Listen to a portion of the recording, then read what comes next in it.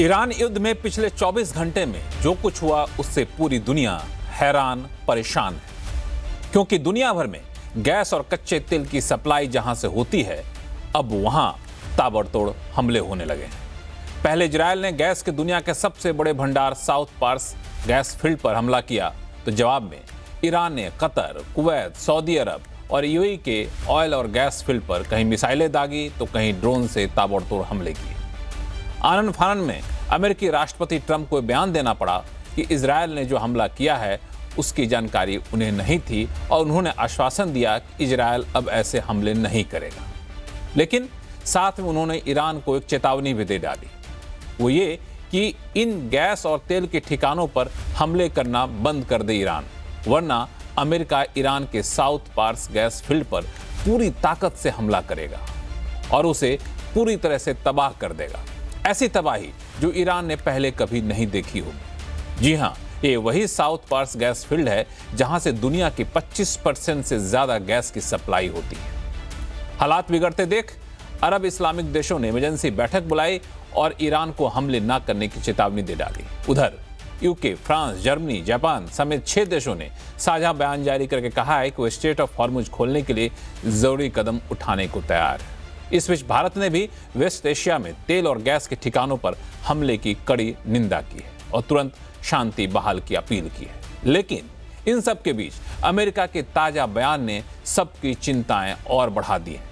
America के defence secretary ने अब से कुछ ही देर पहले प्रेस कॉन्फ्रेंस में कह दिया कि युद्ध कब खत्म होगा वो हम नहीं बता सकते, युद्ध का टाइमलाइन हम नहीं बता सकते। यानी युद्ध जारी रहेगा और जिस मुकाम पे युद्ध पिछले 24 घंटे पहुंच चुका है, इसका अंजाम क्या होगा ये सोचकर दिल दहल जाता है। अब यहां से रास्ता क्या है, आज आवाज अड्डा में करेंगे इसी पर खास चर्चा। नमस्कार, मैं लक्ष्मण राय और चर्चा में शामिल होने वाले अपने विशेष मेहमानों से आपको परिचय कराऊं, इससे पहले एक रिपोर्ट देख लीजिए।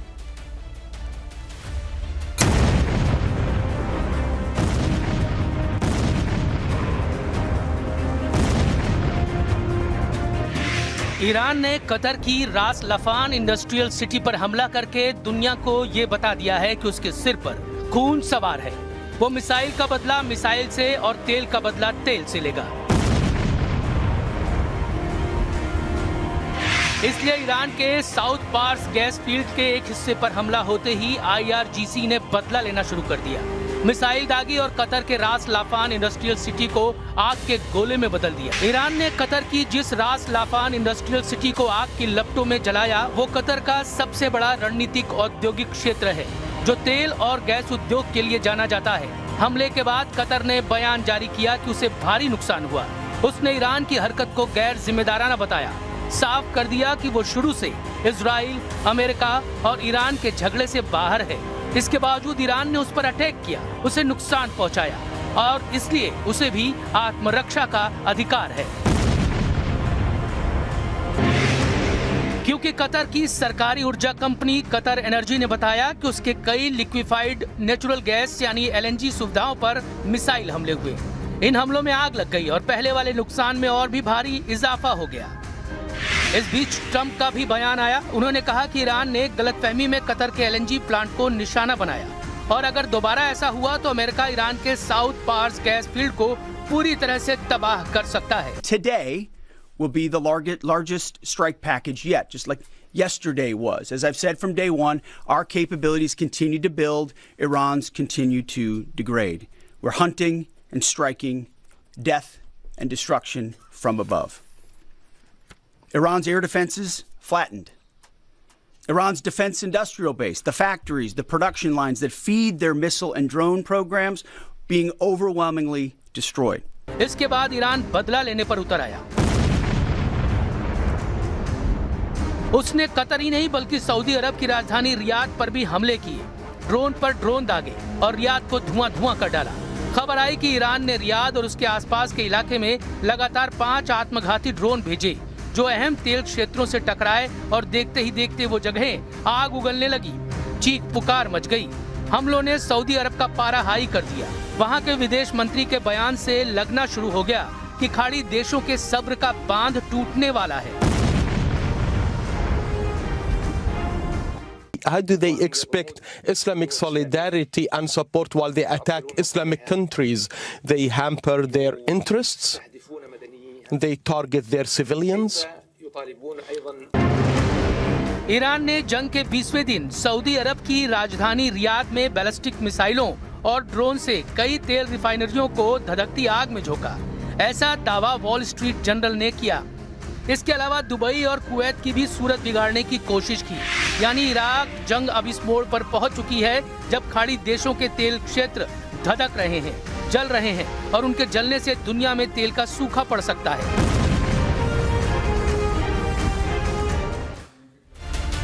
तो हालात बेहद गंभीर हैं। इससे कैसे निपटा जा सकता है, इसकी तैयारी क्या होनी चाहिए और इससे निपटने के लिए पहल कौन करेगा, इन सारे सवालों का जवाब ढूंढने की हम कोशिश करेंगे। चूंकि मामला ऑयल और गैस से बेहद करीब से जुड़ा है, या फिर ये कहें कि पूरा ईरान युद्ध जो है ऑयल और गैस पर आकर सिमट कर रह गया है, उस पर केंद्रित होकर रह गया। इसीलिए हमने ऑयल और गैस सेक्टर के बेहद खास मेहमानों को इस बार शो में आमंत्रित किया है। आपका परिचय करा दूं, यह है किरीट पारेख साहब, जो कि भारत के एनर्जी पॉलिसी के प्रिंसिपल आर्किटेक्ट माने जाते हैं। प्लानिंग कमीशन के मेंबर रह चुके हैं। इतना ही नहीं, 2007 में क्लाइमेट चेंज पर रिपोर्ट के लिए नोबेल हासिल करने में वाले पैनल IPCC के मेंबर भी रह चुके हैं। फिलहाल ये integrated research and action for development foundation के चेयरमैन भी हैं। इसके अलावा हमारे साथ हैं जियोपॉलिटिक्स एक्सपर्ट नरेंद्र तनेजा साहब, जो कि इस पूरे क्षेत्र में कि जियोपॉलिटिक्स पर तो नज़र रखते ही रखते हैं, बल्कि पूरी दुनिया के ऑयल एंड गैस फील्ड पर पकड़ रखने वाले इनसे बेहतरीन शख्स शायद अभी हमारे पास भारत में तो नहीं है कम से कम। पूर्व डिप्लोमेट एम्बेसडर प्रभु दयाल साहब हैं, जो कि ईरान में काफ़ी लंबे समय तक रह चुके हैं, भारत का प्रतिनिधित्व कर चुके हैं।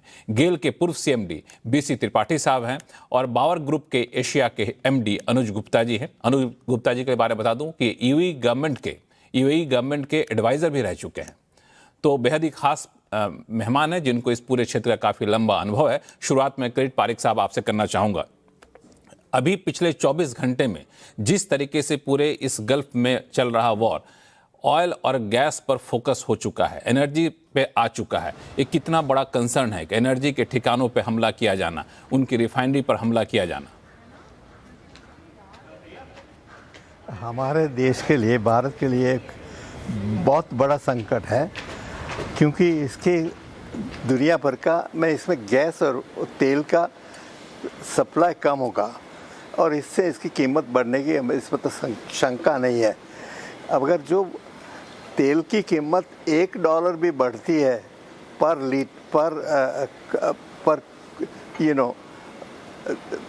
तब क्या होता है कि हमारा इंपोर्ट बिल देश का एक साल में $1.5 बिलियन से बढ़ता है। अगर आजकल तो ये $40-45 बढ़ गया है $60 से मुकाबले, तो हमारा इंपोर्ट बिल काफ़ी बढ़ गया है। सो भारत के तो जल्दी से जल्दी ये युद्ध का विराम हुआ और ये ऑयल और गैस तुरंत सप्लाई उनका बढ़े, ये हमारी ख्वाहिश है। लेकिन हमको एक बात समझनी है कि गैस का सप्लाई कम होगा, लेकिन अमेरिका पास तो गैस उत्पादन करने की शक्ति काफ़ी है, तो इसलिए वो अमेरिका इसका गैस एक्सपोर्ट करेगा, ज़्यादा पैसा बनाएगा, लेकिन इससे बहुत कम इम्पैक्ट नहीं होगी गैस की कीमत पर। लेकिन इससे हमारा एक बड़ा अनुभव, एक बड़ा एक्सपेंस और one lesson we have to learn कि हमको गैस और तेल में कम खपत को बिल्कुल कम करना चाहिए। एनीवे गैस है तो इट्स इंटरमीडिएट सॉल्यूशन है। एक कोल से इनका CO2 एमिशंस कम है, बट फिर भी जब नेट ज़ीरो में जाना है तो गैस को भी बिल्कुल बंद करना होना है। लेकिन इसके लिए तो 2070 की हमारी ये है ख्वाहिश है कि हम नेट ज़ीरो में पहुँचें, बट फिर भी इससे जल्दी में जल्दी हम ऑल्टरनेटिव बनाएं तो पॉसिबल है। देखिए गैस, डोमेस्टिक गैस का कम होने से मैनी पीपल आर नाउ, कई लोग आजकल इंडक्शन कुकर्स इस्तेमाल कर रहे हैं और इसकी खरीदी कर रहे हैं, और इलेक्ट्रिक कुकिंग वो हमारा फाइनल सॉल्यूशन है गैस के डोमेस्टिक कुकिंग के हिसाब से। सिमिलरली काफ़ी इंडस्ट्रीज़ में गैस को जो इस्तेमाल करते हैं ये इलेक्ट्रिसिटी से ये हो सकता है, अब इलेक्ट्रिसिटी से इसको सब्स्टिट्यूट कम कर सकते, gas can be substituted by electricity. So ये सबसे हिसाब से मुझे लगता है कि जो ट्रांजिशन करना है हमको, वो ट्रांजिशन एकदम जल्दी से जल्दी करना ज़रूरी होगा है। ये करने से बाद हम फिर भी बावजूद भी हमको इसकी काफ़ी असर होने वाली है, क्योंकि प्राइस बढ़ेगी और ये सब करने में वक्त लगता है, तो ये सब हम जल्दी से जल्दी नहीं कर सकते। बट एक अपनी थोड़ी सी लॉन्ग टर्म पॉलिसी के लिए एक अच्छा एक लेसन है कि भाई जल्दी से जल्दी आत्मनिर्भर बनना चाहिए। बिल्कुल, जल्दी जल्दी आत्मनिर्भर बनना चाहिए। और गैस की कीमतें किस कदर बढ़ रही हैं, आपने भारत का एग्जाम्पल दिया। यूके में गैस की कीमतें 140% बढ़ चुके हैं जब से ये वॉर शुरू हुआ है। यूरोप पे 50% से ज़्यादा बढ़ चुके हैं जब से वॉर शुरू हुआ है। नरेंद्र तनेजा साहब, मुझे याद है जब ये वॉर शुरू होने वाला था या फिर ये अंदेशा जताया जा रहा था, तब भी हम लोग शो में चर्चा कर रहे थे, तो आपने ही कहा था कि स्ट्रेट ऑफ हॉर्मुज का बंद होना तो अब तक कभी बंद हुआ नहीं, शायद बंद होना संभव नहीं लग रहा है। लेकिन हमने देखा कि वो सारी बातें भी इतिहास पलट गई, स्ट्रेट ऑफ हॉर्मुज बंद हो गया। यहां तक तो बात ठीक थी, लेकिन अब पिछले 24 घंटे में जिस तरीके से oil refinery, gas oil field पर हमले हो रहे हैं, वो आपको क्या चिंता दे रही हैं? क्योंकि इनमें से कई रिफाइनरी कई क्षेत्रों में आप खुद गए होंगे, देखे होंगे कितना बड़ा एस्टेब्लिशमेंट है वहां पे। ये जितने भी आप नाम सुन रहे हैं न्यूज के अंदर कहाँ हमले हो रहे हैं, लगभग सभी मेरे देखे हुए और एक नहीं कई कई दफा देखे हैं। अमेरिकी राष्ट्रपति ट्रंप साहब ने कहा कि अगर जो है ईरान हमले जारी रखता है तो हम साउथ पार्स जो ईरान की गैस फील्ड है उसके ऊपर ऐसा हमला करेंगे कि ईरान जिंदगी भर याद रखेगा। अब ट्रंप साहब से कोई ये पूछे जिस फील्ड को वो उड़ाने की धमकी दे रहे हैं, उसमें और जो कतार की जहां से कतार गए उसमें फर्क क्या है? एक ही तो रिजर्वायर है, रिजर्वायर तो एक ही है। जैसे कोका-कोला की बोतल में 2 पाइप से 2 अलग अलग लोग पी रहे हैं, लेकिन बोतल तो वही है। उसको वहां साउथ पार्स बोलते हैं, ईरान वाले कतार वाले उसको अपने नाम से बुलाते हैं, नॉर्थ डोम बोलते हैं, और वहां उस करते हैं। तो गैस फील्ड तो एक ही है। दूसरी बात, अमेरिका का ये कहना है कि उनको पता नहीं था कि इजराइल जो है वो साउथ पार्स पे हमला करेगा। कम से कम मुझे तो ये बात हजम नहीं होती है ना, इतनी बड़ी ताकत, इतनी इंटेलिजेंस, सैटेलाइट और मिल के हमला कर रहे हैं, तो उनको पता नहीं था। देखिए, एक बात बड़ी स्पष्ट है कि अब जो है ईरान जो है उसको पता है कि वो इनका मुकाबला नहीं कर सकता फौजी रूप से, सैन्य रूप से इजराइल का या अमेरिका। उसने क्या करा कि पूरी स्टेट ऑफ हॉर्मुज को पहले तो वेपनाइज कर दिया, पूरी दुनिया के लिए इतना महंगा सब कुछ कर दिया कि भाई दुनिया को समझ में आ जाए ये हमला ईरान पे नहीं है, ये पूरी दुनिया पे है। लेकिन अब जब वो उसके बावजूद हमले जारी रहे हैं और देखा उसके बावजूद भी कुछ उनके और नेताओं को मारा गया है, तो अब जो है, और उसके बाद साउथ पार्स पे जब अटैक हो गया, उन्होंने कहा भाई ठीक है, अब जो है वो धैर्य हमारा खत्म हो गया। हालांकि साउथ पार्स या ईरान के साइड का जो रिजर्वायर है वो बहुत बड़े गैस के भंडार, दुनिया की सबसे बड़ी गैस फील्ड उसको कहा जाता है, लेकिन ईरान में वो विकसित नहीं है। और थोड़ा बहुत वो निर्यात करते हैं, टर्की को करते हैं और इराक को करते हैं, और बाकी सारी गैस वो यूज करते हैं बिजली बनाने के लिए और अपनी जरूरतों के लिए करते हैं। अभी तक वहां पे ईरान में एक भी एक्सपोर्ट का एलएनजी इंफ्रास्ट्रक्चर वो नहीं बना पाए हैं, क्योंकि सैंक्शन चलती रही। भारत ने पेशकश की थी, उसको उन्होंने माना नहीं उस समय जब हमने पेशकश की थी कि हम साउथ पार्स में निवेश करेंगे। अगर किया होता, वहां एलएनजी टर्मिनल बने होते, तो शायद इजराइल अटैक नहीं करता, क्योंकि भारत की पूंजी वहां लगी हुई है। खैर, वो एक अलग बहस है। लेकिन अभी जो हालत ये हो गई है कि जो कतार पे हमला हुआ है, कतार के गैस एक्सपोर्ट इंफ्रास्ट्रक्चर पे हुआ है, गैस प्रोडक्शन इंफ्रास्ट्रक्चर पे हमला हुआ है, वो दरअसल पूरी दुनिया पे हमला है। कैसे?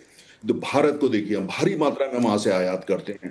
Pakistan, Bangladesh, China, south Korea, Taiwan, Japan, सारे वहां से आयात करते हैं। अभी कुछ ही मिनटों के अंदर जापान के प्रधानमंत्री ट्रंप साहब से मिल रहे हैं, और खबरें ये है कि उनके टॉप ऑफ द एजेंडा पे यही है कि जो आपने कर दिया कतार में, हम तो भारी मात्रा में वहां से गैस मंगाते हैं, अब क्या होगा, कहां से आएगी? और अमेरिका के पास एलएनजी सरप्लस अब नहीं है।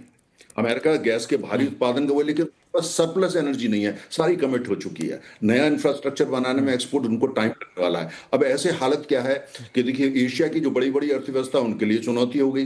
दूसरी तरफ यूरोप, पहले अमेरिका ने कहा रशिया से गैस लेना बंद कर दीजिए, उन्होंने अमेरिका से मंगाना शुरू कर दिया और भारी मात्रा में कतार से मंगाना शुरू कर दिया, बाकी कुछ अल्जीरिया वगैरह इधर से मंगाया, लेकिन अब ये रास्ता भी बंद हो गया। कतार का कहना है उनको तो 5 साल लगेंगे पूरी तरीके से दोबारा उसी स्टीम पे आने में। 5 नहीं भी लगते हैं तो 1.5 साल तो लगेगा। ऐसे हालत के अंदर युद्ध जो है, अब मैसेज बड़ा लाउड एंड क्लियर है, अगर अब युद्ध को नेक्स्ट स्टेज पे ले जाना चाहते हैं तो गैस और ऑयल के इंफ्रास्ट्रक्चर पे और हमले होंगे, पूरी दुनिया की अर्थव्यवस्था जो है उससे पैरालाइज्ड होगी। अच्छा, और जिसमें अमेरिकी अर्थव्यवस्था भी शामिल है, और भारत और चाइना, जापान, कोरिया सभी के लिए बड़ी चुनौती आने वाली अगर ये युद्ध चलता है। दूसरी तरफ ईरान ने ये स्पष्ट कर दिया है कि अब जिस हिसाब से उसने दुनिया को हिला दिया है, सबको हिला दिया, अब वो ये कहता है जो भी शांति समझौता या ट्रूज होगी या पीस होगी अब उसकी शर्तों पर होगी। पहली बात, स्टेट ऑफ हॉर्मुज पे आंशिक कंट्रोल कहता है वो लगाएंगे, अब वो उस पर वहां से टोल भी चार्ज करेंगे। दूसरा उनका ये कहना है अमेरिका गारंटी दे और इजराइल गारंटी दे कि अब दोबारा कभी ऐसा हमला नहीं होगा। और तीसरी बात उनका ये सब कहना है कि जो उनकी रिजीम आजकल वो जो सत्ता में आजकल वो रिवोल्यूशनरी गार्ड ही इस हमलों के बाद अब पूरी तरह कॉकपिट जो वहां की पॉलिटिकल उसमें आ गए, अब उन्हीं का दबदबा है। तो उसका ये कहना है कि आप कोई रिजीम चेंज ऐसी बात नहीं करेंगे। तो कुल मिलाकर के युद्ध जो है ऐसे उस पर आ गया। अमेरिका जो मकसद लेके चला था अब वो तो पीछे चला गया। अब यह है कि अगर शांति करने की बात होती है तो उसकी शर्तें क्या होंगी, और उसमें ईरान आज की तारीख में जो टेबल है उस टेबल पर फौजी रूप से भी हावी हो गया है। स्टेट ऑफ हॉर्मुज उसने वेपनाइज कर दिया है और पूरी दुनिया आज परेशान होकर युद्ध को रोको, युद्ध को रोको। बिल्कुल, दरअसल इस पे मैं आगे भी चर्चा करूंगा चूंकि आपने बहुत ही इंपॉर्टेंट पॉइंट यहाँ पे कहा है। और दूसरी तरफ ईरान की जहां तक बात है, मुझे लगता है ईरान के पास तो अब खोने के लिए कुछ बचा ही नहीं है। अब उसको जो मरता क्या नहीं करता वाली हालत है, तो अपना जो सारे वेपन थे, चाहे ऑयल का हो, गैस का भंडार हो, उसका इस्तेमाल करना शुरू कर दिया, उसको वेपनाइज कर दिया, आपने सही कहा। और इसको कैसे देखा जाए, एम्बेसडर दयाल और बाकी मेहमान आपके पास आऊँगा, लेकिन एक सवाल लेकर के मैं किरीट पारिक साहब आपके पास आना चाहूँगा कि ये सारे ऑयल फील्ड, गैस फील्ड को जिस तरीके से हमले किए जा रहे हैं, रिफाइनरी पर हमले किए जा रहे हैं, ये क्या युद्ध खत्म होने के बाद भी गैस और ऑयल की सप्लाई प्री वॉर एरा जैसे शुरू हो पाएगी? कितना मुमकिन है? ये इनको भी शुरू करने में पहले जैसा उत्पादन करने के वक्त तो लगने वाला ही है, तो इसकी जो कीमत बढ़ेगी वो जल्दी से कम होने वाली नहीं है, वो रहेगी काफ़ी टाइम तक, काफ़ी वक्त तक। देखिए कहा एक उन्होंने आज बताया कि ये हमला ईरान पर नहीं है खाली, ये सारे देश पे है। ईरान ने जो किया वो भी सारे देश, सारी दुनिया पे ये हमला किया है। और अगर एंड ये समझ में नहीं आ रहा है कि क्यों ट्रम्प और ऐसे लोग ऐसी बात कर रहे हैं कि जिससे सारी दुनिया को खतरा पहुंचे, सारी दुनिया की अर्थव्यवस्था में बिल्कुल डिस्टर्बेंस हो जाए और इससे सभी को नुकसान होगा। ये कौन सी ये राजनीति है, मेरी समझ में नहीं आता है। ये कौन सी राजनीति है, इनके भी समझ में नहीं आता है। किरीट पारिक साहब जो लंबे समय तक आधी जिंदगी इन्होंने ऑयल और एनर्जी सेक्टर को ही देखा है, और जिस तरीके से राजनीति जिस मोड़ पे पहुंच गई बहुत लोगों के समझ में आ भी नहीं रहा। एम्बेसडर दयाल, आप जिस क्षेत्र में रहे थे उस क्षेत्र में अब जिस तरीके का हाहाकार मचा है, ताबड़तोड़ हमले हो रहे हैं, और ऑयल गैस फील्ड जो वहाँ का बिल्कुल कह सकते हैं इकॉनमी की जान थी, वो चीज़ें बर्बाद हो रही हैं, आपको दुख होता होगा? और आपको लगता है कि अब ये सारी चीजें पहले की तरह सामान्य हो पाएंगी? ये मुश्किल है। देखिए, दुख तो पूरी दुनिया को हो रहा है, क्योंकि जिस तरह के हालात पैदा हो रहे हैं वो पूरी दुनिया के लिए बहुत दुख की बात है। देखिए, ट्रम्प साहब ने दादागिरी की, इजराइल ने दादागिरी की, नेगोशिएशंस चल रहे थे न्यूक्लियर इश्यूज पे, और ट्रम्प अपनी शर्तें बढ़ाते गए और फिर अचानक उन्होंने इस तरह का हमला बोला। पिछले साल जो जून में लड़ाई हुई थी वो अमेरिका ने रोक ली थी, लेकिन ईरान पूरी तरह से तैयारी करके बैठा था कि अगर दोबारा हमला होगा तो हम भी जवाब देंगे। और वैसे ही उसने किया। अमेरिका ने सोचा कि वो और इजराइल जो हैं वो कहीं ज्यादा शक्तिशाली हैं ईरान से और उसको मार के ढेर कर देंगे, लेकिन ईरान भी पूरी तरह से तैयार था और उसने नीति बनाई थी कि अगर हम डूबेंगे हाँ तो हम सबको साथ ले डूबेंगे, और वैसे ही हुआ। उसने जो है इस लड़ाई को वाइडन कर दिया तमाम अरब देशों में। अब देखिए, ये सिर्फ पेट्रोल और गैस की बात नहीं है, इन चीजों से तमाम ऐसे प्रोडक्ट पैदा होते हैं जो पारिक साहब तो बहुत अच्छी तरह जानते होंगे। जैसे सल्फर आता है, सल्फर हमारे लिए, सबके लिए, फर्टिलाइजर के लिए जरूरी होता है। तो इससे पूरे एक रेंज, फार्मास्यूटिकल्स भी इससे अफेक्ट होते हैं। तो ये जो पूरे रेंज है ये पूरी दुनिया के लिए बहुत नुकसानदेह, हमारे लिए बहुत बड़ा चिंता का विषय है। किस तरह से लड़ाई, एक सवाल का जवाब और दीजिए, इस पे बात करना बहुत एक सवाल का जरूरी है। जवाब और देखिए, नहीं तो सबका सत्यानाश। इस पे बात करूंगा मैं, एम्बेसडर दयाल साहब, मैं इस पे बात करूंगा। एक सवाल का जवाब और मुझे दे दीजिए, फिर जो आप सवाल करें इस पे भी हम लोग चर्चा करेंगे आगे चल करके। सवाल ये है आपसे एम्बेसडर दयाल साहब कि अमेरिका ने कहा है कि ईरान ने अगर हमले किए कतर पे, ईरान ने अगर हमले किए ओमान पे, तो हम उसके गैस भंडार पे ऐसा हमला करेंगे जिसका अंदाजा उसको नहीं होगा। क्या आपको लगता है कि ईरान जिस स्थिति में अभी पहुंच चुका है, अमेरिका के राष्ट्रपति की इस चेतावनी को सुनेगा और नहीं हमले करेगा? देखिए, जो आज सुबह अटैक हुआ, कल रात आज सुबह पार्स, साउथ पार्स के जो गैस फील्ड पे, वो इजराइल ने किया। और हालांकि ट्रंप कह रहे हैं कि उनकी इजाजत के बगैर हुआ, लेकिन वॉल स्ट्रीट जर्नल और अमेरिका में कई मीडिया सोर्सेज ने कहा है कि अमेरिका ने पूरी तरह से इजाजत दी थी, अमेरिका को मालूम था क्या हो रहा है।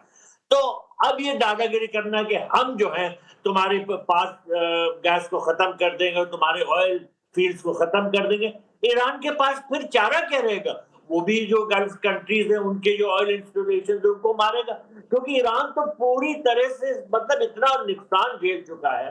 तो वो ये उसके पास अब खोने को क्या है, तो वो दूसरों को नुकसान पहुंचाएगा। तो अगर अमेरिका ऐसा करता है तो बहुत ही गलत होगा। और शुरू से ये जो लड़ाई छिड़ी है ये अमेरिका और इजराइल की एक गलत पॉलिसी से हुई है। किसी कंट्री में इस तरह से अटैक करके वहां के टॉप लीडर्स को मार देना, लोगों पे इतनी बॉम्बिंग कर देना, ये बहुत निंदा की एक बात है। तो मेरे विचार में अगर अमेरिका करेगा इस तरह का कि उनके ऑयल फील्ड और गैस फील्ड को पूरी तरह से नष्ट करेगा, तो ईरान भी तैयार बैठा है, वो गल्फ कंट्रीज पे इसी तरह के अटैक करेगा ताकि उनको भी वो बहुत नुकसान। बिल्कुल। दरअसल बीसी त्रिपाठी साहब, मैं आपके पास आऊंगा, लेकिन एक सवाल अनुज गुप्ता साहब आपसे लेना चाहता हूं, चूंकि आप यूएई गवर्नमेंट के एडवाइजर भी रह चुके हैं। आपको लगता है कि ईरान अमेरिकी चेतावनी को गंभीरता से लेगा, हमले करना बंद कर देगा? क्योंकि अगर हमला जारी रखता है तो स्थिति बहुत भयावह हो जाएगी। नहीं, देखिए, ये तो सिचुएशन और ज्यादा कॉम्प्लिकेट हो जाएगी। जैसे तनेजा जी बोल रहे थे, ये पूरी दुनिया पे एक घातक हमला है और इस पे कई एनालिसिस भी हुए हैं कि इंडिया की क्या पोजीशन है इस पे। अगर इंडिया की एनर्जी सोर्सेज की डाइवर्सिटी देखी जाए, इंडिया कितनी एनर्जी कंज्यूम करता है वो देखा जाए, तो एशिया में थर्ड हाईएस्ट इम्पैक्ट इंडिया पे आएगा। और इस पे हमेशा हम देखते हैं कि दुनिया में कुछ हो रहा है, लेकिन हमें फोकस करना चाहिए कि हम क्या कर सकते हैं इंडिया के अंदर से। तो किरीट पारिक जी ने बोला कि हमें डाइवर्सिफाई करना है अपने एनर्जी को, रिन्यूएबल एनर्जी को देखना है। मैं बोलना चाहूंगा कि इथेनॉल पे भी बहुत फोकस करने की जरूरत है। हमने अपने फार्मर्स को काफी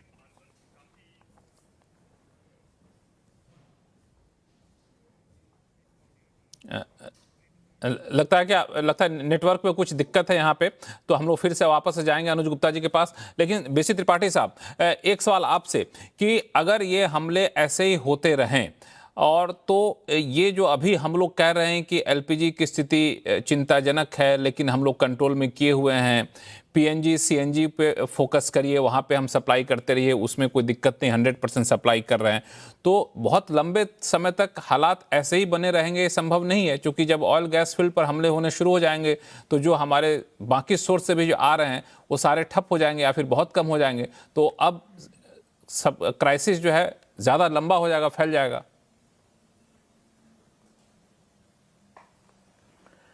देखिए, पिछले एक हफ्ते पहले जब हम लोग बात कर रहे थे तो उसमें ये था कि ये युद्ध कितना लंबा चलेगा, उसके ऊपर ये निर्भर करेगा। अभी तक तो जो आज की मेरी खबर है, लगभग करीब 40% गैस कट कर दी गई है फर्टिलाइजर सेक्टर की, जो प्रायोरिटी सेक्टर है। इंडस्ट्री की गैस 50% कट कर दी है। और ये गैस का इम्पैक्ट सिर्फ ऑयल एंड गैस और ट्रांसपोर्ट पे नहीं होता है, जैसा मेरे पहले वक्ताओं ने बताया।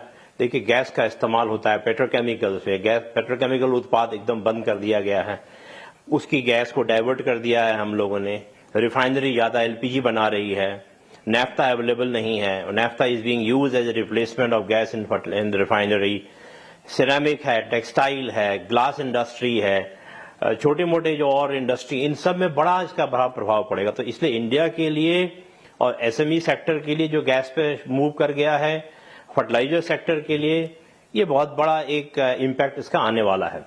एलपीजी सप्लाई को अभी फिलहाल जो डोमेस्टिक प्रायोरिटी दी गई है, एलपीजी का प्रोडक्शन बढ़ रहा है from the refinery what ever it they can increase, लेकिन उसकी भी एक अपनी टेक्निकल लिमिट है।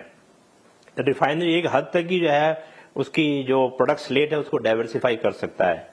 पेट्रोकेमिकल इंडस्ट्रीज में कहा गया है कि आप प्रोपेन ब्यूटेन जिससे पेट्रोकेमिकल बनता है उसको न बना के एलपीजी सप्लाई दें, लेकिन उसके बावजूद भी almost more than 50% LPG supply हमारी मिडिल ईस्ट से आती है, तो उसका प्रभाव तो पड़ेगा ही। और जैसा मुझे अभी पता लगा कुछ समय पहले कि कमर्शियल एलपीजी बंद कर दी गई है, सिर्फ डोमेस्टिक एलपीजी दी जा रही है। तो इसका मतलब जितने भी छोटे मोटे रेस्टोरेंट्स हैं, होटल्स हैं या और छोटी मोटी इंडस्ट्री हैं जो एलपीजी को फ्यूल की तरह यूज करती थी, प्रोपेन यूज करती थी, प्रोपलीन यूज करती थी, उन सब में बड़ा प्रभाव आने वाला है। तो इसलिए हमारे इंडस्ट्रियल सेक्टर को पूरा इसका इम्पैक्ट आएगा। नाउ इसमें समय कितना लगेगा, जैसे आपने सवाल पूछा, देखिए एक लिक्विफिकेशन प्लांट को बनाने में कम से कम 4 से 5 साल लगते हैं। अब ये डिपेंड करेगा कतार में कितना ज्यादा डैमेज हुआ है रास लफान में, क्योंकि रास लफान में 10 ट्रेन है, उसमें से कितनी ट्रेनों को डैमेज किया गया है। 70 मिलियन टन एलएनजी वहां से आती थी, करीब करीब 80 मिलियन टन लगभग। अब उसमें से कितना इम्पैक्ट है ये तो असेसमेंट करना अभी बड़ा मुश्किल है, लेकिन उसको रिप्लेस करने के लिए कम से कम 4 से 5 साल लगते हैं एक प्लांट को बनाने में। अब हम और दुनिया की और जगहों से गैस ला सकते हैं, रशिया से ला सकते हैं। इस वक्त रशिया के पास कुछ ऐसे अपॉर्चुनिटीज हैं जहां पे हम लोग अपनी एलएनजी सप्लाई बढ़ा कर सकते हैं। यूएस की LNG supply most probably is already all committed, इतनी जल्दी तो उसमें इजाफा होने वाला नहीं है। उसकी सारी एलएनजी सप्लाई या तो एशिया में आती है या यूरोप में जाती है, क्योंकि रशिया से गैस आना बंद हो गया यूरोप को, तो मैक्सिमम गैस यूएस से चली जाती है यूरोप को यूएस से। तो इसलिए इंडिया को इसकी पूर्ति करना इतना आसान नहीं होगा। ऑफ कोर्स अभी ये तो एक किस्म से government is trying to manage and trying to prioritise the gas so that impact is less, but now after cutting 40% of the gas, इसका इम्पैक्ट तो आने वाला है across the industry, across the different sector. LPG की supply के लिए अभी तो जैसे बता रहे कमर्शियल सेक्टर को घटा दिया है, तो आप डोमेस्टिक में आप गैस दे रहे हैं, लेकिन इसमें भी मुझे लगता है आने वाले समय में एक किस्म से रैशनिंग करनी ही पड़ेगी, क्योंकि जहां लोगों को महीने में 1 सिलेंडर देते थे वहां 2-1.5 महीने में 1 सिलेंडर मिलेगा। ऐसी स्थिति आने की संभावना है आने वाले समय में। दरअसल आपने सही कहा कि चूंकि हालात जिस तरीके से बिगड़ रहे हैं, अगर ऐसे बिगड़ते रहे तो सरकार को और भी कदम उठाने पड़ेंगे। तनेजा साहब, इसमें कुछ आप ऐड करेंगे क्या? चूंकि अगर स्थिति ऐसे बिगड़ती रही तो जो हम लोग कह रहे हैं कि यूएस से गैस ले लेंगे, यूरोप से रशिया से तेल ले लेंगे, उन लोग पास उतनी कैपेसिटी है क्या? खासतौर से यूएस के पास उतना तो है नहीं कि इसको सब्स्टिट्यूट किया जा सके। हालांकि अभी हम थोड़े से एलएनजी एलपीजी लेना शुरू किए हैं यूएस से, रशिया से। रशिया के पास तो है भी, लेकिन यूएस तो इतना सब्स्टिट्यूट हो नहीं सकता है। नहीं, देखिए इसमें 3 पहलू आ जाते हैं। एक किसी भी देश के पास हो सकता है प्राकृतिक गैस हो या एलपीजी हो, और लेकिन उसका साथ में आपने ट्रांसपोर्ट इंफ्रास्ट्रक्चर देखना होता है, आपने साथ में इंपोर्ट इंफ्रास्ट्रक्चर देखना होता है, उनके कमिटमेंट देखना होते हैं। जैसे अमेरिका है, अमेरिका अगर चाहे भी भारत को और एलएनजी दे तो, लेकिन अमेरिका के पास सरप्लस कैपेसिटी इस समय नहीं है। रशिया के पास सरप्लस कैपेसिटी है, खासतौर से उनका जो आर्कटिक इलाका है और उनके पास है, वहां पर नोवाटेक जैसी कंपनियां हैं, उनके पास इस समय है। और वो, लेकिन उनका अब देखना है कि चाइना को भी और ज्यादा चाहिए होगा, जापान को भी चाहिए होगा, कोरिया को चाहिए होगा, और भी देश देखा जाए। हमको ये नहीं भूलना चाहिए, हमारे लिए ये तेल और गैस है, बड़ी बड़ी कंपनियों के लिए, बड़े बड़े देशों के लिए ये बिजनेस है ना, ये हमको नहीं भूलना चाहिए। रशिया के लिए भी बिजनेस है ना। तो इसलिए ये सब हालात में देखते हुए मुझे ऐसा लगता है कि अभी पूरी दुनिया को, खासतौर से भारत है, जापान हो गया और देशों, कोशिश अब ये होनी चाहिए कि इस युद्ध को खत्म किया जाए, क्योंकि ये युद्ध जो है भारत का, अगर उठाकर देखते हैं, अभी पारिक साहब बात कर रहे थे कि भैया रिन्यूएबल होना चाहिए, वो सबको देखिए, एक बात हमको मानना पड़ेगा कि रिन्यूएबल एनर्जी, हाइड्रोजन, ये सब बड़ी अच्छी बातें और भविष्य है, इसमें कोई दो राय नहीं है। लेकिन प्रश्न इस बात का है कि आज की तारीख में भी हमारी जो इकोनॉमी है वो हाइड्रोकार्बन इकोनॉमी है, तेल गैस पे चलती है, फॉसिल फ्यूल, कोयला उसमें साथ ले लीजिए। एकदम जो है आप कहें कि ट्रांजिशन हो जाएगा 1 साल में, 2 साल में, अरे नहीं होने वाला। इसको पहले हमें एक्सेप्ट करना पड़ेगा, फिर हमने देखना है कि उसको फिर हम कैसे काम करें कि हम और दुनिया से जाकर के कैसे ला सकते हैं। हमारी डिपेंडेंट जिस क्षेत्र पे बहुत ज्यादा थी, स्टेट ऑफ हॉर्मुज की जितने भी जीसीसी कंट्रीज हैं, अब हमको ये सबक तो लेना पड़ेगा कि बहुत निर्भरता इस पे नहीं की जा सकती। हम 41 अलग अलग देशों से तेल मंगा रहे हैं, आज की में गैस भी मंगाते हैं, लेकिन उसके बावजूद 41 देशों में भी वो देश जिससे हम सबसे ज्यादा हाइड्रोकार्बन मंगाते हैं वो 7 ही देश हैं। आज भी हमारी निर्भरता जो है बहुत ज्यादा जो है वो स्टेट ऑफ हॉर्मुज के ऊपर के, उत्तर के देशों के ऊपर ही है। अब उस सब को हमको बदलना पड़ेगा, लेकिन ये सब इतना आसान नहीं होगा। इसलिए अगर युद्ध जो है, हमारे लिए पूरी कोशिश अभी होनी चाहिए भाई किसी भी तरीके से वहां पे शांति आए। और अगर ये जो आपस में लड़ते हैं, जो इनका इनिशियल प्लान था, देखिए युद्ध को जरा नजर करिए, पहले 12 दिन जो है एनर्जी इंफ्रास्ट्रक्चर पे हमले नहीं करे गए। अमेरिका ने जाकर के उस टापू पे ईरान के हमला किया, बमबारी करी, लेकिन वो टापू 90% ईरान का ऑयल इंफ्रास्ट्रक्चर है वो उस टापू पे, पर उस पर हमला नहीं किया, उस पर नहीं किया। उनको पता था रिजल्ट क्या होगा, उनको पता था अगर वो करा तो उसके बाद क्या होगा, वो ईरान करेगा जो ईरान ने आज किया है। तो इसलिए जो अभी भी जो प्रेसिडेंट ट्रंप है, उनका कहना है कि मैं आपकी साउथ पार्ट्स को ऐसा चोट पहुंचाऊंगा, लेकिन उससे तो सभी देशों में, खासतौर से कतार को नुकसान हुआ। लेकिन ये कोशिश, इसका मतलब यह कि अमेरिका ने आज धमकी दी है, मैसेज दिया है कि जो एनर्जी इंफ्रास्ट्रक्चर है तेल और गैस का, उस पे हमले मत करो, उसको युद्ध से बाहर रखो। ये एक पॉजिटिव, लेकिन इसका मतलब तो ये भी है ना, हाँ, इसका मतलब तो ये भी है ना कि अमेरिका के इस बयान से ईरान समझ गया कि हमने अभी एक पहला उसका कमजोर नस पकड़ा था स्ट्रेट ऑफ हॉर्मुज, अब दूसरा कमजोर नस पकड़ लिया मैंने ऑयल इंफ्रास्ट्रक्चर, अब यहाँ पे हमला करेंगे तो अमेरिका ज्यादा रोएगा। अनुज गुप्ता जी, तो इसको तो और इनकैश करना चाहेगा ईरान। देखिए, मैं वही कह रहा था कि हमें अगर देखना है तो ये देखना है कि हमारे कंट्रोल में क्या है। जो दुनिया में हो रहा है वो एक चीज है, तो 2 चीज मैं यहाँ पे कहना चाहूंगा जो किरण पारिक जी ने भी बोली कि ऑल्टरनेटिव फ्यूल्स की तरफ देखे भारत। इथेनॉल हमारे पास एक बहुत बड़ा वेपन है जो हमारे फार्मर्स ग्रो कर रहे हैं। अभी तनेजा साहब कह रहे थे कि ऑल्टरनेटिव फ्यूल ओवरनाइट तो बना नहीं सकते ना, अभी तो तत्काल जरूरत है कि जो सिलेंडर के लाइन में खड़े उनको सिलेंडर पहुंचाइए, हमारे पेट्रोल पंप सूखे ना हो जाए, ये सुनिश्चित करिए। लेकिन इथेनॉल में आप देखेंगे आज भारत में सरप्लस इथेनॉल अवेलेबल है, तो क्या हम इथेनॉल एविएशन में यूज नहीं कर सकते? क्या हम इथेनॉल ज्यादा ट्रांसपोर्टेशन में यूज नहीं कर सकते? उसकी तरफ मैं थोड़ा फोकस करना चाहूंगा। दूसरा, सेकंड ऑर्डर इफेक्ट्स हमें देखने जरूरी है कि एक बार ऑयल एंड गैस की शॉर्टेज हुई तो किस किस सेक्टर में इफेक्ट आएगा। तो मैं इसमें 8 सेक्टर के बारे में बोलना चाहता हूं। इसको मैं बोलता हूं जो सेक्टर प्रेशर में आएंगे। सो प्रेशर के पी से अगर हम देखें, पहले तो फार्मास्यूटिकल, हमारी दवाइयों की पैकेजिंग अवेलेबल नहीं है आज, उसकी कॉस्टिंग बहुत महंगी हो रही है, तो लोगों को देखना चाहिए कि दवाइयां हमें मिल पाएगी कि नहीं मिल पाएगी। दूसरा, रिटेल सेक्टर में एफएमसीजी में पैकेजिंग अवेलेबल नहीं है। आप देखेंगे पानी की बोतलें कॉस्टली हो रही है, अलग अलग पैकेजिंग कॉस्टली हो रही है, तो हमारे रिटेल सेक्टर को इम्पैक्ट पड़ सकता है। तीसरा, ई से इलेक्ट्रॉनिक्स, ये बहुत बड़ा सेक्टर है भारत के लिए। पूरी दुनिया में हम मोबाइल फोन बेच रहे हैं, लेकिन इलेक्ट्रॉनिक्स के लिए भी प्लास्टिक कंपोनेंट्स की जरूरत है, उनकी शॉर्टेज आ सकती है। चौथा है स्टील, जिस तरह ऑयल एंड गैस में शॉर्टेज हो रही है उसी तरह कोल में भी शॉर्टेज होगी। हम कोकिंग कोल इंपोर्ट करते हैं, हमारा कोकिंग कोल आज दुनिया में 30 से 40% रेट बढ़ गया है, तो स्टील की प्रोडक्शन कम हो सकती है। इसी तरह सिंथेटिक केमिकल्स में, जिसमें काफी फीड स्टॉक चाहिए बाहर से, उसमें प्रॉब्लम आ सकती है।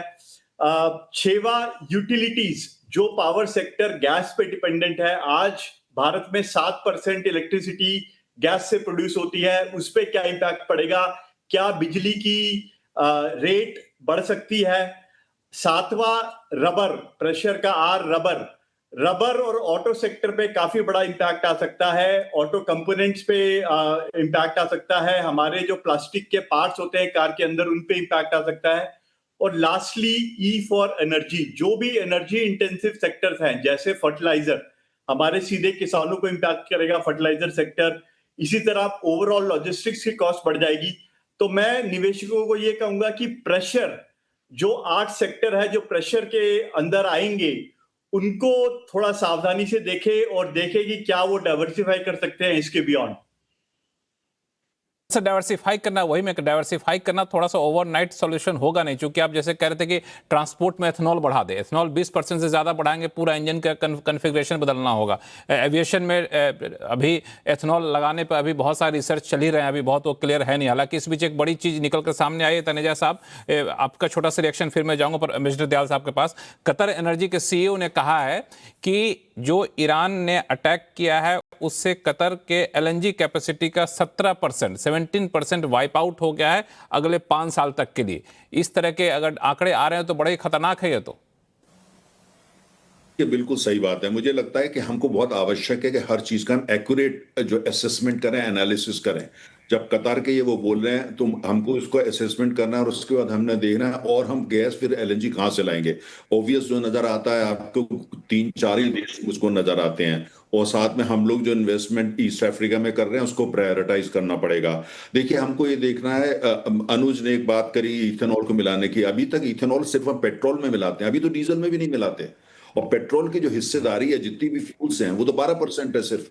अच्छा, तो इसीलिए अभी दूसरी बात यह है कि हमने पूरे देश में मशक्कत करके बिलियंस ऑफ डॉलर खर्च करके पूरे देश में हमने LPG अभी लेके गए हैं। पहले तो 14 करोड़ कनेक्शन थे, 34 करोड़ हमने आज किए हैं। पारिक साहब बात कर रहे थे कि बिजली के स्टोव को यूज करें कुकिंग के लिए, अभी तो हम लेकर के गए हैं LPG, पूरा इंफ्रास्ट्रक्चर हमने खड़ा करा है, PNG का खड़ा कर रहे हैं। देखिए ट्रांजिशन जो है वो स्विच ओवर नहीं हो सकता। हमको रियलिस्टिक होना है कि हमारी जो इकोनॉमी है या वर्ल्ड इकोनॉमी है होगी, लेकिन अभी उसमें समय, हमें ये देखना है अभी कि हालात जो बन गए युद्ध के बाद, उसके बाद उस आइंदा अगर कभी ऐसा होता है हमारी क्या तैयारी हो। क्या हमने, जापान के पास 280 दिन के ऑयल रिजर्व हैं, हमको भी बनाने पड़ेंगे। LPG के रिजर्व हमको भी बनाने पड़ेंगे। हम विदेशों में जाकर के तेल के भंडार हमको और खरीदने पड़ेंगे, विदेशों में जाके LNG का इंफ्रास्ट्रक्चर हमको खरीदना पड़ेगा। ट्रांजिशन होगा लेकिन उसमें 25 साल लगने वाले हैं। हमको ये नहीं भूलना चाहिए कि भारत में अभी भी 70 करोड़ लोग ऐसे हैं जिनके पास एनर्जी उतनी उपलब्ध नहीं है जितनी मेरे पास है और आपके पास है या हमारे जितने पैनलिस्ट के पास है। एनर्जी पॉवर्टी व्यापक है, एनर्जी पॉवर्टी के नीचे वाले लोग करोड़ों लोग हैं। तो अभी वो इसका इंतजार नहीं करेंगे कि भाई 20 साल बाद क्या होगा, या उनको भी पेट्रोल चाहिए, डीजल चाहिए, कार चाहिए। तो इसलिए हमारे पास जो है, हम अमेरिका की तरह या स्विट्जरलैंड की तरह या नॉर्वे की तरह नहीं सोच सकते। हमारे देश में 1 करोड़ लोग हैं, उनके पास उतनी एनर्जी नहीं है, उतना पेट्रोल, डीजल, इलेक्ट्रिसिटी नहीं है जितनी इन पैनल। इसलिए हमें तुरंत सोचना होगा कि हमें तुरंत सोचना होगा कि हमें करना क्या है। हाँ, मिस्टर दयाल, आप इसमें कुछ ऐड करेंगे? तनेजा साहब ने बिल्कुल सही कहा कि इसका जो भार है ये बहुत ज्यादा हम पे पड़ेगा। हम, जैसा उन्होंने कहा कि तमाम ऐसे लोग हमारे यहाँ जिनके पास सहूलियतें नहीं है, सरकार कोशिशें कर रही है कि वो सहूलियतें दी जाएं। अब इस पे तो बड़ा रोक लग जाएगा। जब सप्लाईज ही इतनी कम हो जाएंगी तो फिर आप कैसे अपनी जरूरतें पूरी कर सकते हैं। हमारे लिए ये बहुत संकट का दौर है। देखिए, इसके अलावा तेल गैस वगैरह आप छोड़ भी दें 1 मिनट के लिए, तो हमारी इतनी बड़ी डायस्पोरा है वहां पर 10 मिलियन की, उसकी रोजी रोटी पे ये जैसे जैसे युद्ध फैल रहा है उन पे बहुत असर पड़ रहा है। और बहुत से लोग सोच रहे हैं कि हम वहां से भागें, क्योंकि अगर ये युद्ध बढ़ता है तो उनको जानो माल का खतरा है। लेकिन जाएं कैसे, सब रास्ते बंद है। तो मेरे विचार में हमारी ये जो डायस्पोरा रिलेटेड इश्यूज हैं, क्योंकि वहां से रेमिटेंसेस आती थी जो उनसे बहुत हमसे फायदा होता था, और 10 मिलियन लोग वहां पर खुशहाल हैं, काम कर रहे हैं, वो कमा रहे हैं और वो फैमिलीज के साथ रह रहे हैं। तो ये एक बहुत बड़ा प्रॉब्लम पूरी लड़ाई से पैदा हो गया है। किस तरह से खत्म किया जाए ये मुश्किल है, क्योंकि ट्रंप साहब के दिमाग में क्या चढ़ा है। और नेतन्याहू को कोई फर्क नहीं पड़ता अगर मिडिल ईस्ट में ये ऑयल एंड गैस के रिजर्व खत्म हो, क्योंकि उनको तो वहां से मिलता नहीं है। वो तो अमेरिका से उनको ऑयल मिलता है, अमेरिका से गैस मिलती है। और इसी तरह से अमेरिका जो है लैटिन अमेरिका पे थोड़ा वेनेजुएला से ले लेगा। तो ये दोनों की जो पॉलिसीज है बड़ी सेल्फिश है, जो भी हो रहा है उनको नुकसान उतना नहीं होगा, हमको बहुत नुकसान होगा और एशियन कंट्रीज तो बहुत ज्यादा इससे नुकसान करेंगे। एक छोटा सा रिएक्शन त्रिपाठी साहब आपसे लेना चाहूंगा, फिर मैं ब्रेक पे जाऊंगा कि कतर जहां से 47% एलएनजी की ज़रूरतें हम वहां से पूरा करते हैं, जो डेटा दिए गए हैं, और वहां के कतर एनर्जी के सीईओ का ये कहना कि 17% हमारी कैपेसिटी वाइप आउट हो गई इस हमले में। इसके अलावा कई सारे ऐसे प्लांट पर हमले हुए, रास लफान गैस प्लांट पर हमला हुआ, रियाद गैस प्लांट पर हमला हुआ, यूएई के हबशन गैस प्लांट पर हमला हुआ है, कुवैत के मीना अल अहमदी रिफाइनरी पर अटैक हुआ है। इन सब के आंकड़े आने तो अभी बाकी हैं। तो ये लंबे समय के लिए गैस और ऑयल की सप्लाई डिसरप्ट होने वाली है, इसके लिए तैयार रहना पड़ेगा। ये तो है, जैसा मैंने पहले बताया कि अगर ये कैपेसिटी जो है मार्केट से बाहर हो गई, इन प्लांट्स को नुकसान हो गया, तो इनको रिवाइव करने में, बनाने में कम से कम 4 से 5 साल का समय लगता है। एक लिक्विफिकेशन प्लांट को बनाने में, एक पेट्रोकेमिकल को बनाने में, रिफाइनरी को बनाने में, तो इसलिए समय तो इसमें लगेगा। अब ये डैमेज कितना है, अभी आपने 17% का नंबर दिया, अब एक्चुअली उसके और इंफ्रास्ट्रक्चर में कितना डैमेज है वो देखने वाली बात है।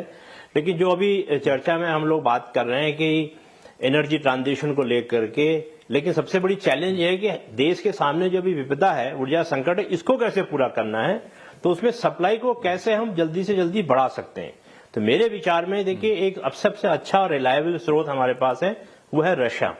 तो इसलिए डिप्लोमेटिक लेवल पे, गवर्नमेंट लेवल पे किसी न किसी तरह से हमें ये प्रेशराइज करना चाहिए इंटरनेशनल कम्युनिटी में कि रशिया के ऊपर एलएनजी एक्सपोर्ट पे सैंक्शन हटाए जाएं, जैसे भी क्रूड में उन्होंने कुछ समय के लिए इजाजत दी है। और जैसा मैंने सुना है अभी, आई थिंक साउथ कोरिया और Japan, they are already talking to Russia to start supply of LNG from there. So India should not delay in this. Supply कैसे हम बढ़ाएं? अफ्रीकन कंट्रीज के अंदर से सप्लाई हमारे पास आ रही है, नाइजीरिया से आ रही है, अंगोला से आ रही है, पर उनकी कैपेसिटी लिमिटेड है। यूएस की कैपेसिटी भी एक ऑलमोस्ट ऑल कमिटेड कैपेसिटी, क्योंकि ये सब जो कैपेसिटी होती हैं ये ऑलमोस्ट 80% लॉन्ग टर्म कमिटेड होती हैं। तो इसलिए जो मिडिल ईस्ट की सप्लाई आ रही थी उसकी पूर्ति हम दूसरे मार्केट से कैसे करें, ये इस वक्त प्रश्न होना चाहिए।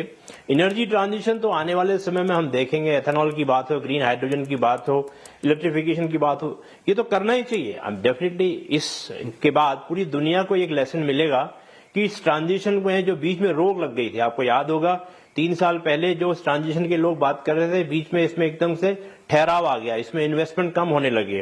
People were again started talking about oil and gas. Of course oil and gas for a reasonable period the coal, oil, gas की जरूरत तो पड़ेगी ही पड़ेगी, लेकिन ट्रांजिशन की स्पीड को फास्ट कैसे करें, इस पे पूरी दुनिया विचार जरूर करेगी। लेकिन भारत के सामने समस्या यह है, इस सप्लाई को कैसे हम मीट करें और जो अभी है हमारे पास उसको कैसे प्रायोरिटाइज करें। क्योंकि जो गुप्ता जी ने बताया कि 7-8 सेक्टर में इफेक्ट आएगा, ऑयल एंड गैस का इम्पैक्ट प्रैक्टिकली सभी क्षेत्रों में आएगा। कोई भी क्षेत्र ऐसा नहीं है, फार्मास्यूटिकल से लेके पेट्रोकेमिकल से लेके, अलग रशिया की बात आप कर रहे हैं, फर्टिलाइजर से लेके, फूड से लेके, हाँ बिल्कुल रशिया की आप बात कर रहे हैं। तो यहाँ बता दूं कि एक मेरा तो सुझाव यही होगा, एनर्जी मिनिस्टर का, रशिया के एनर्जी मिनिस्टर का बयान आया है कि वो कई सारे फ्यूल प्रोडक्ट के एक्सपोर्ट पर बैन लगाने पर विचार कर सकते हैं, क्योंकि प्राइसेस काफ़ी ज़्यादा हैं। तो ये भी एक बड़ा कंसर्न, इस वजह से प्राइसेस काफ़ी ज़्यादा अचानक से बढ़ गए। पिछले कुछ घंटे पहले बयान आया था रशिया के एनर्जी मिनिस्टर का कि वो कुछ फ्यूल एक्सपोर्ट पर बैन लगाने पर विचार कर रहे हैं। इस बीच यूएस कह रहा है कि ईरान के ऑयल पर जो हमने सैंक्शन लगाया था उस सैंक्शन को हम हटा देंगे। तो इस तरह के कई सारे स्टेप्स लिए जा रहे हैं। अब ये किस तरह से असर डालेगा, इस पर चर्चा करेंगे। ब्रेक के बाद कहीं जाइएगा नहीं।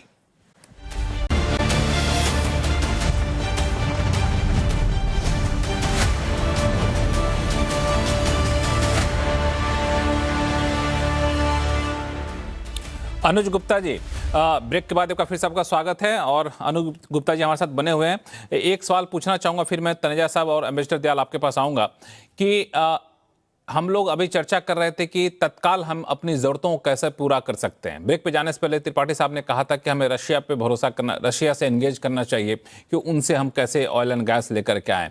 और लेकिन अब से कुछ ही घंटे पहले रशिया के एनर्जी मिनिस्टर का बयान आया कि हम घरेलू बाजार में, रशिया के मार्केट में प्राइसेस काफ़ी ज़्यादा बढ़ रहे हैं, तो कुछ एनर्जी प्रोडक्ट पर हम एक्सपोर्ट पर बैन भी लगाने पर विचार कर सकते हैं। तब तो सिचुएशन और ज़्यादा भयावह हो जाएगी। नहीं, इसमें देखिए एक चीज जो याद रखनी चाहिए कि सरकार ने अभी तक क्या किया है। सरकार के आंकड़े देखे तो जब युद्ध शुरू हुआ था तो हम सिर्फ 55% crude oil straight of Hormuz के बाहर से लेते थे। अब ये आंकड़ा 70% हो गया है सिर्फ 2 हफ्ते में। तो काफी बदलाव सरकार ने कोशिश तो जरूर करी है। वो कितना ज्यादा आगे जा पाते हैं वो देखना पड़ेगा। दूसरा जो बड़ा संकट हमारे पास आ रहा है, जिसके बारे में बात नहीं करी है, कि हमारे एक्सपोर्ट्स काफी इफेक्ट होंगे। हमारे अगर सिर्फ फूड एक्सपोर्ट को देखें तो 1 लाख करोड़ के आसपास के एक्सपोर्ट्स मिडिल ईस्ट को जाते हैं सिर्फ फूड में। तो वो सारे किसानों को और अदर एक्सपोर्टर्स को ऑल्टरनेटिव मार्केट्स ढूंढनी पड़ेगी। जो हमने किया था काम यूएस के जब 50% टैरिफ लगे थे तब हमने दूसरी मार्केट्स ढूंढी थी, वही काम अभी हमें पूरा जोर शोर से करना पड़ेगा। तीसरा मैं कुछ सेक्टर्स के बारे में बोलना चाहूंगा, जो सेक्टर्स एक तरह से पॉजिटिव हेडविंड्स मिलेगी इन सेक्टर्स को। 3 सेक्टर्स है इन पर्टिकुलर। एक तो है मेटल्स। दुनिया में सारी कमोडिटीज के प्राइस बढ़ रहे हैं, तो मेटल सेक्टर में मेटल कंपनीज को देखना पड़ेगा कि किसको फायदा हो सकता है, किसका स्टॉक प्राइस बढ़ सकता है। दूसरा sector of course defence companies का। हमारे भारत में कई बड़ी बड़ी डिफेंस कंपनीज है जो लिस्टेड भी है।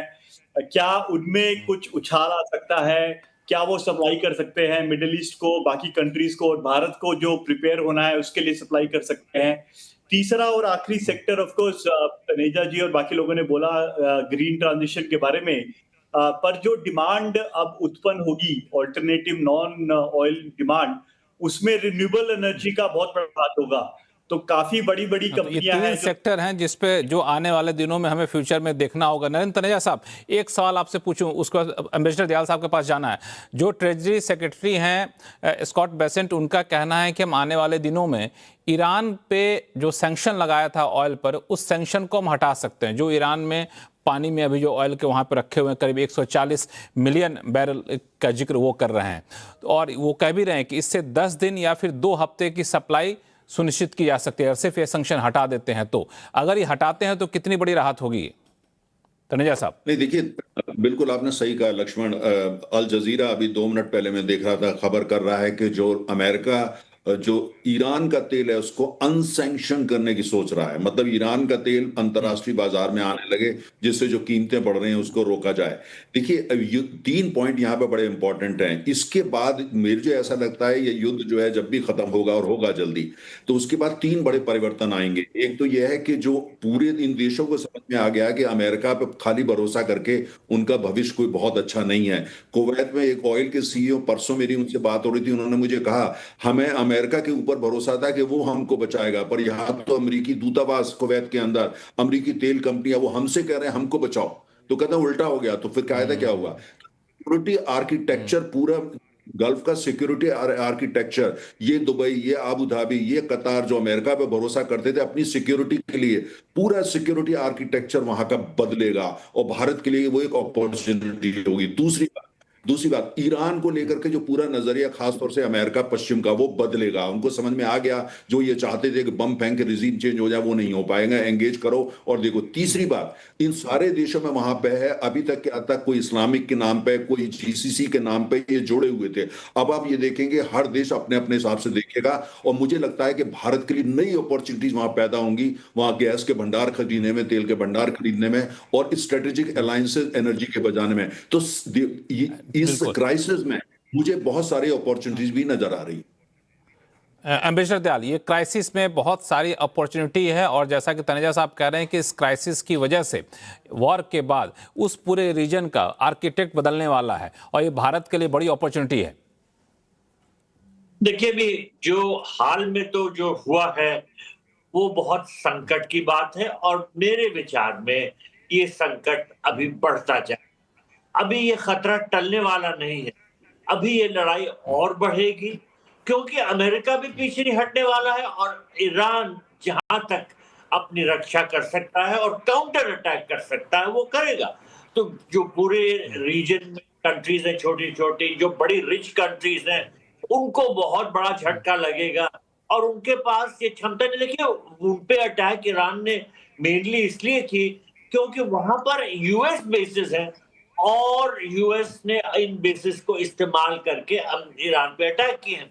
तो वो एक तरह से पार्टी टू द वॉर हो गए क्योंकि उनकी टेरिटरी से अटैक हुए। तो अब इतनी बढ़ गई है लड़ाई कि इसको कैसे रोका जाएगा ये बहुत मुश्किल है। मेरे विचार में तो ये बहुत ही एक लंबी चलने वाली लड़ाई हो सकती है क्योंकि ना अमेरिका पीछे हटने वाला है ना ईरान घुटने टेकने वाला। बिल्कुल, ये ना ईरान घुटने टेकने वाला है ना अमेरिका पीछे हटने वाला है, लेकिन सबको पता है, अमेरिका को पता चल गया है कि ये क्राइसिस, एनर्जी क्राइसिस काफ़ी ज़्यादा गहरा रहा है और ये पूरी दुनिया को असर डाल रहा है। शायद यही वजह है कि वहाँ के सेक्रेटरी का ये कहना पड़ रहा है कि हम लोग विचार कर रहे हैं कि ईरान के जो ऑयल सैंक्शन है इसको हटाया जाए। बीसी त्रिपाठी साहब, आप इसको काफ़ी करीब से देखते भी रहे हैं काफ़ी लंबे समय तक। अगर ये ऑयल सैंक्शन हटाया जाता है ईरान से, ये ऑयल सप्लाई को थोड़े समय के लिए कितना राहत पहुंचाएगा? चूंकि आप कह ही रहे थे कि तत्काल सप्लाई कैसे आए ये सुनिश्चित करना सबसे बड़ा चैलेंज है। देखिए, एनर्जी सिक्योरिटी के ऊपर कई वर्षों से हमारे देश में चर्चा होते आई है, डाइवर्सिफिकेशन पे कई समय से चर्चा होते आई है और इस पर अब नए तरीके से ये विचार जरूर करना पड़ेगा कि मिडिल ईस्ट पे, ओवरऑल मिडिल ईस्ट से कितनी % एनर्जी हम लेके आएंगे देश की, चाहे ऑयल है, गैस है, एलपीजी है, पेट्रोकेमिकल है, lot of fertiliser comes from Middle East. तो ये एक बहुत बड़ी विचार करने का विषय है।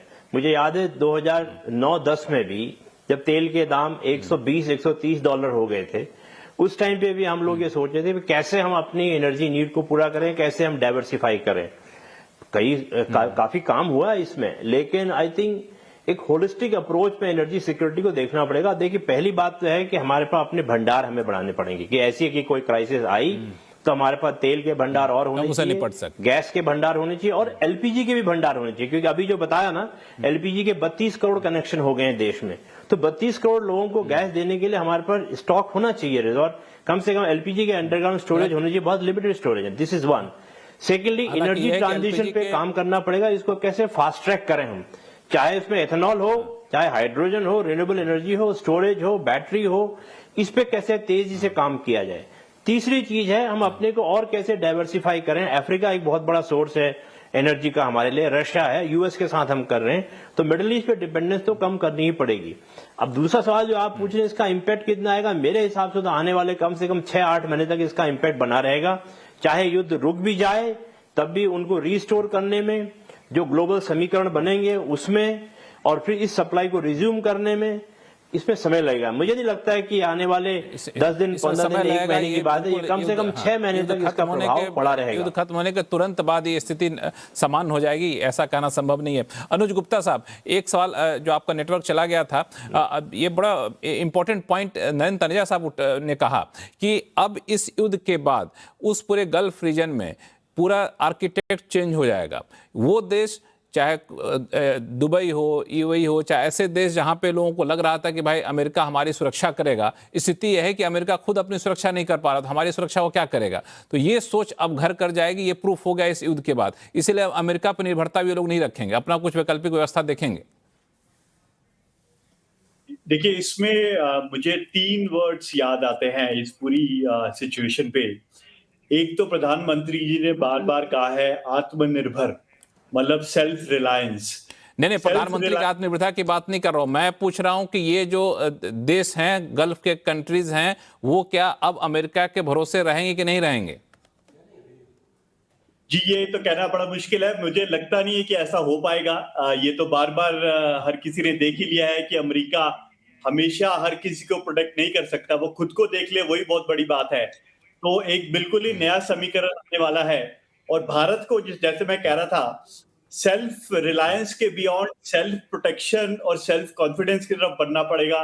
प्रोटेक्शन, अपने को बचाना बहुत जरूरी है और उसके लिए भारत सरकार अलग अलग काम कर रही है। देखना पड़ेगा वो कितना आगे जा पाते हैं। बिल्कुल, कितना आगे जा पाते हैं ये देखना होगा। लेकिन जाहिर सी बात है, ये युद्ध जिस मुकाम पे पहुंच गया है, बिल्कुल कई सारे नए समीकरण निकल कर सामने आ रहे हैं और अब हर कोई यही चाहता है कि जल्दी से जल्दी युद्ध खत्म हो। प्रधानमंत्री ने भी अपील की है कि अब शांति करिए और उस क्षेत्र में जिस तरह से एनर्जी इंफ्रास्ट्रक्चर पर हमला हो रहे हैं ये पूरी दुनिया के लिए बहुत बड़ी चिंता की बात है। तो इसी उम्मीद के साथ कि युद्ध जल्द से जल्द खत्म हो जाए हम लोग शो को यहीं समेटते हैं। आप सही मेहमानों का बहुत बहुत धन्यवाद हमारे शो में अपना कीमती समय निकालने के लिए। आवाज़ अड्डा में फिलहाल इतना ही। देखते रहिए CNBC आवाज़। नमस्कार।